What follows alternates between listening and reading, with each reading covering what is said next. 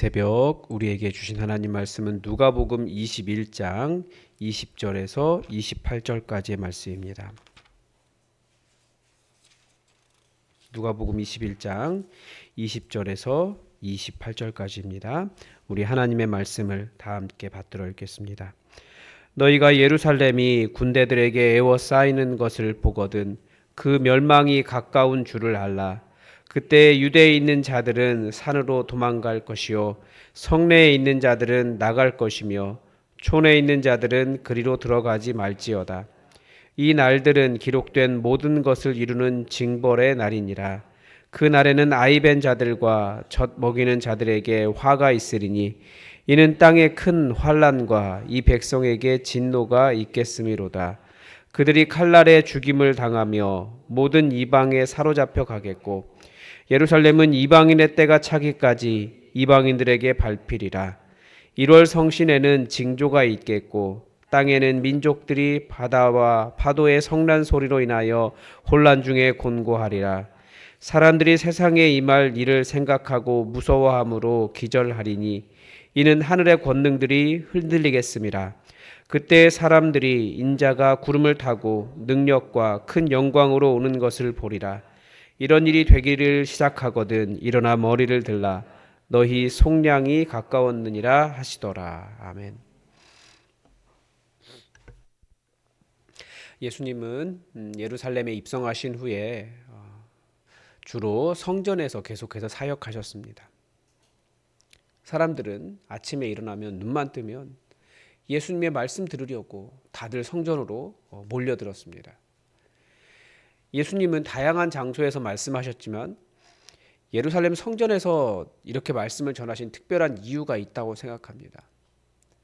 성전의 기본적인 기능이 기도의 집이다라고도 가르쳐 주셨고 성전의 기본적인 기능은 기본적으로 하나님의 말씀의 집이기도 하기 때문입니다.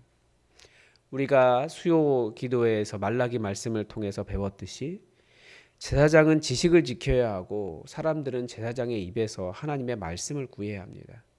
바로 거기가 성전이었던 것입니다.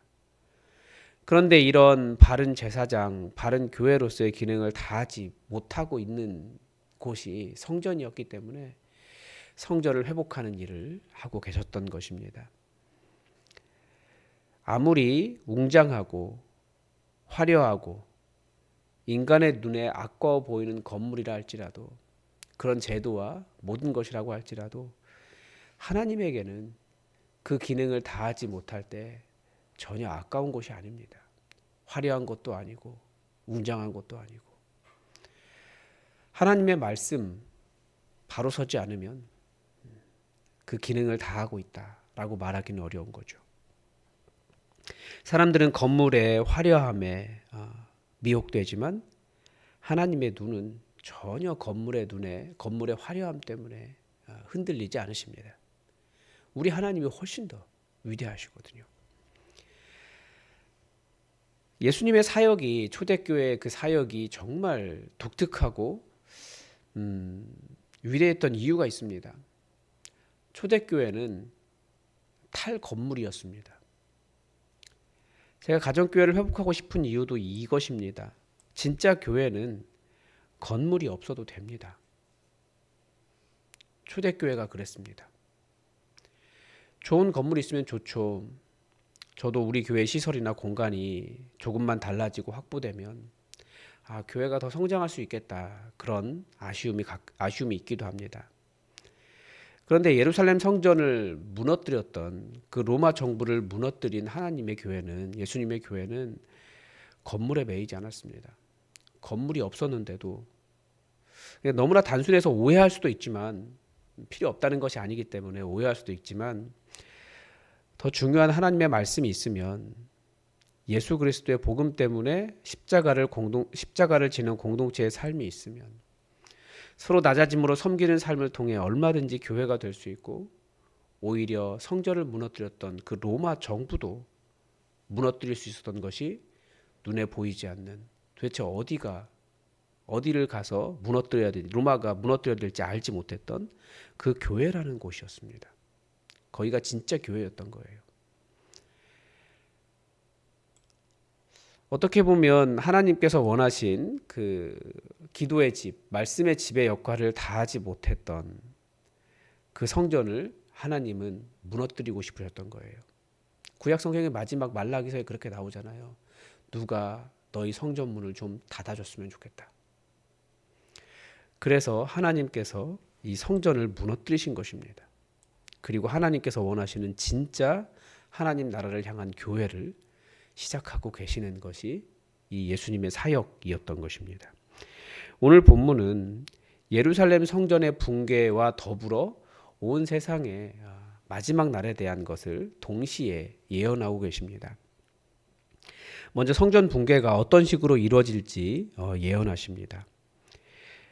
예수님께서 말씀하신 멸망은 그러니까 예루살렘의 멸망이라고 이해할 수 있는 거죠. 지금 처음에 말하고 있는 멸망은 예루살렘이 군대에게 에워싸이는 것을 보면 그 멸망이 가까운 줄 알라. 이제 예루살렘 무너질 때가 된 줄 알라. 다 도망가라. 그때는 도망가라. 무조건 도망가라. 어디든지 도망가라. 그런 뜻입니다. 그날은 기록된 모든 것을 이루는 징벌의 날이 될 것이다 라고 되어 있습니다. 그러니까 실제 역사에서 어떤 일이 일어났습니까? 이스라엘이 예수님 승천하시고 난 이후에 한 40년쯤 지나서 이제 무너집니다. 먼저 이 싸움은 이스라엘 내부에서 시작되었습니다. 그 내부가 어딜까요? 역시 성전의 문제였습니다. 성전 권력, 대제사장 가문과 서기관들, 장로들이 너무나 돈돈돈 하다가 아주 부패하고 아주 패륜적이 돼버렸어요. 그래서 사람들의 마음이 이 성전에서 대제사장들과 종교 지도자들에게서 열심당원들에게로 넘어가 버립니다. 그래서 열심당원으로 마음이 기운 대중들은 내란을 일으켜서 대제사장들을 죽이고 성전을 점령했습니다. 그러니까 역사는 뭐 누가 그런 이야기 하더라고요. 역사는 발전하진 않는다. 그런데 반복된다. 이런 얘기 하더라고요. 그러니까 이런 일이 종교 권력의 타락이 이런 대중들의 분노를 가져오거든요. 러시아 볼세비키 혁명도 사실 그런 것 아닙니까? 그 분노한 대중들이 러시아 정교에 가서 사제들 죽이고 다 사제들 강에 던져서 죽여버리고. 왜냐하면 그 당시에 그러니까 예수님 시대가 아니고 이 성전이 붕괴될 때 일반 대중들의 채무 문서가 다 성전에 있었던 거예요. 그러니까 대제사장들과 성전 권력이 사람들의 채무를 사람들에게 돈 빌려주고 어떤 그 고리대금업을 하고 그런 채무를 가지고 있었기 때문에 사람들은 성전을 점령하고 그 채무 문서를 다 불태워 버렸습니다. 이스라엘 사람들을 분노하게 했던 또 다른 것은 로마 정부의 황제 숭배였습니다. 이럴 때는 제사장들보다 일반 대중이 훨씬 더 하나님의 뜻에 바르게 서 있는 거죠. 제사장들은 로마 정부가 세워준 그런 어용 제사장들이었기 때문에 로마 정부의 황제 숭배를 또 성전을 통해서 정당화했습니다. 성전에 우상을 세우고. 이 성전 점령 사건은 그 로마 정부의 황제 숭배 사상에 대한 거부로 이어졌고 온 나라의 엄청난 민중 봉기로 이어졌습니다. 그게 내부에서부터 일어난 거예요. 이 봉기가 너무 거세서 로마인들이 예루살렘에서 퇴각할 정도였습니다. 이 소요는 그리고 이제 이스라엘에서만 시작된 것이 아니라 예루살렘에만 머물렀던 것이 아니라 이스라엘 전역으로 확대되었습니다. 그러자 로마 정부는 베스파시아누스라고 하는 장군을 보내서 대규모 군대를 투입했습니다. 그래서 이스라엘 다 점령하고 예루살렘만 점점 조여와서 마지막에 예루살렘만 점령을 눈앞에 두고 있을 때 그때 68년도에 네로 황제가 죽은 거예요. 그러자 이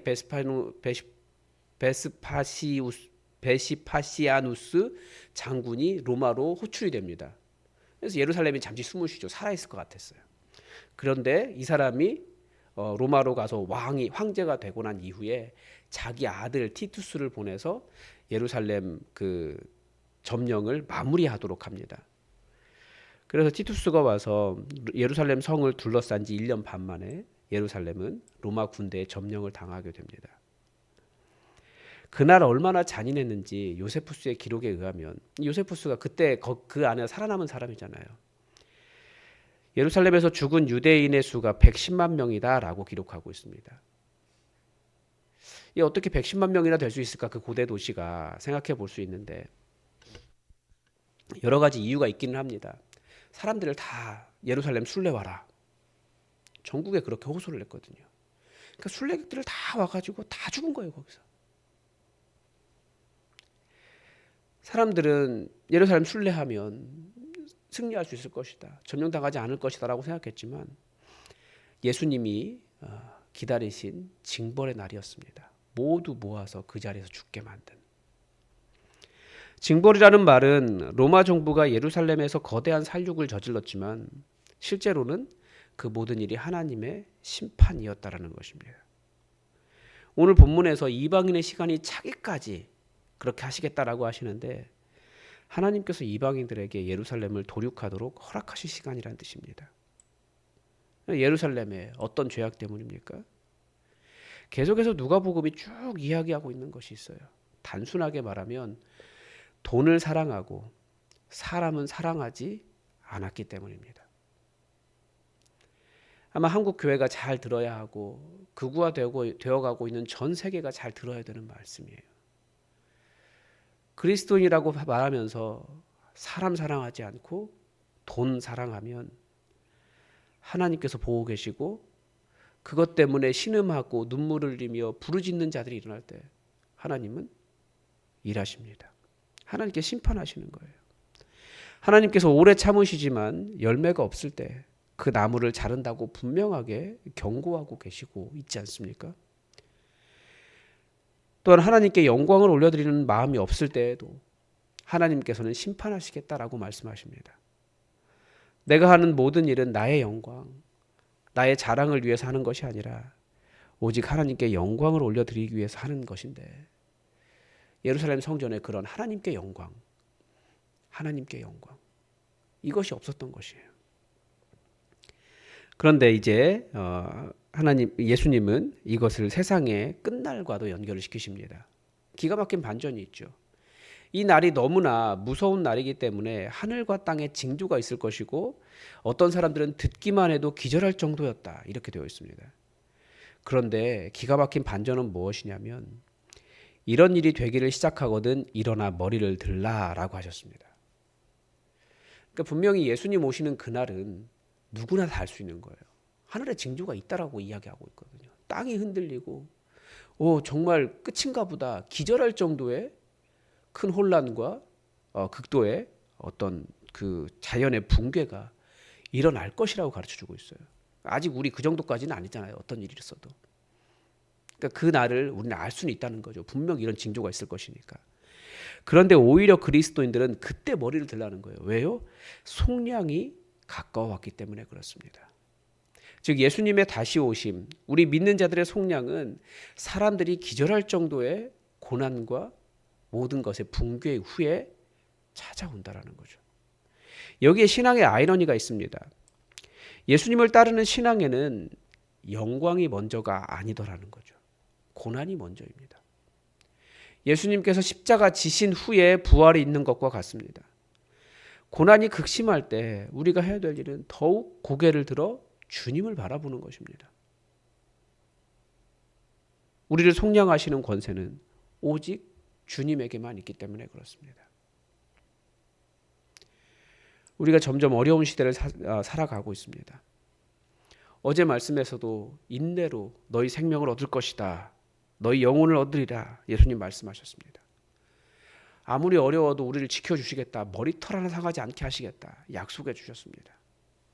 그래서 우리가 환난이 극심할수록 어려움이 극심할수록 더욱더 주님 바라보면서 우리의 머리털 하나도 상하지 아니하리라 라고 약속하신 예수님의 이 말씀 기억하면서 우리에게 다가오는 여러 가지 환난을 이겨내고 그리스도인이기 때문에 공중권세 잡은 자가 지배하는 이 세상 속에서 고통을 당할 수밖에 없는 삶이 그리스도인의 삶이지만 더욱더 말씀에 뿌리박고 기도하며 하나님의 뜻을 이루며 이 땅에 바른 교회, 정말 온 세상을 무너뜨릴 수 있는, 온 세상 위에 승리하는 진짜 교회를 우리가 여기에 세워갈 수 있기를 바랍니다. 오늘도 하나님의 뜻이 우리에게 이루어지기를 주기도문으로 기도하겠습니다. 하늘에 계신 우리 아버지, 아버지의 이름을 거룩하게 하시며 아버지의 나라가 오게 하시며 아버지의 뜻이 하늘에서와 같이 땅에서도 이루어지게 하소서. 오늘 우리에게 일용할 양식을 주시고 우리가 우리에게 잘못한 사람을 용서하여 준 것 같이 우리 죄를 용서하여 주시고 우리를 시험에 빠지지 않게 하시고 악에서 구하소서. 나라와 권능과 영광이 영원히 아버지의 것입니다. 아멘. 여러분 계속해서 혼란한 이 나라를 위해서 기도를 부탁을 드리고 어제도 말씀드렸다시피 트럼프로 인해서 전 세계가 어려움을 겪고 있습니다. 뿐만 아니라 미국 안에서도 굉장히 어려움이 있습니다. 이 혼란이 잠잠해질 수 있도록 어떻게 기도해야 될지 모르겠어요. 트럼프를 탄핵시켜 주세요. 지금 이렇게 기도해야 되는 상황인데 그런 모든 혼란이 없어질 수 있도록 여러분 기도해 주시고 그리고 우리나라의 경제가 많이 안 좋은 것 같습니다. 특히 이 상가를 보니까 계속 상가가 비어가요. 너무 마음이 아프고 그런데 경제적으로 이 큰 어려움 잘 이겨나갈 수 있도록 여러분 기도해 주시기 바랍니다. 그리고 계속해서 우리 주일 예배에 지난주에 수요일에도 함께 기도했는데 이번 주에도 우리에게 VIP를 보내달라고 여러분 함께 마음 모아 기도해 주시기 바랍니다. 다 함께 기도하겠습니다.